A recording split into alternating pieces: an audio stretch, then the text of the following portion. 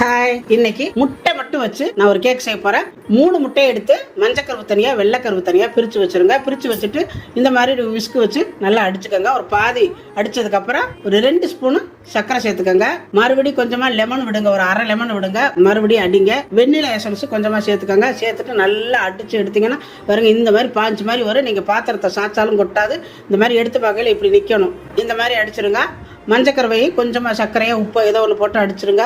Butter பேப்பரை விரிச்சு எண்ணெய் தடவி வச்சிருக்கிறேன். அதுல அந்த மஞ்சக்கருவை லைட்டா ஊற்றி அப்படி தேய்ச்சி விட்டுட்டு அதுக்கு மேல நம்ம வச்சிருக்கிற அந்த முட்டையை அடிச்சு வச்சிருக்கிற வெள்ளைக்கருவை எடுத்து மெதுவாக வைங்க. வேகமாக வச்சுக்கிறேன். அது பப்புளுஸ் உடஞ்சிடும். லைட்டாக வச்சு அப்படி ஒரு தேய் நல்லா அப்படி தடவி விட்டுட்டு எடுத்து ஓவனில் வச்சிருங்க. நான் 10 நிமிஷம் ஃப்ரீஹீட் வச்சுருக்கிறேன். வேகிறதுக்கு 20 நிமிஷம் வச்சுருக்கிறேன். மொத்தம் 40 நிமிஷம் வச்சேன். 40 நிமிஷத்தில் பாருங்கள் இந்த மாதிரி வெந்து வந்திருக்குது. சூப்பராக இருக்குது.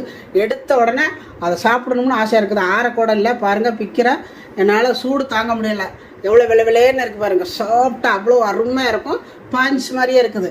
கண்டிப்பாக நீங்களே இதே மாதிரி உங்கள் வீட்டில் செஞ்சு பாருங்கள். டாட்டா பாய்.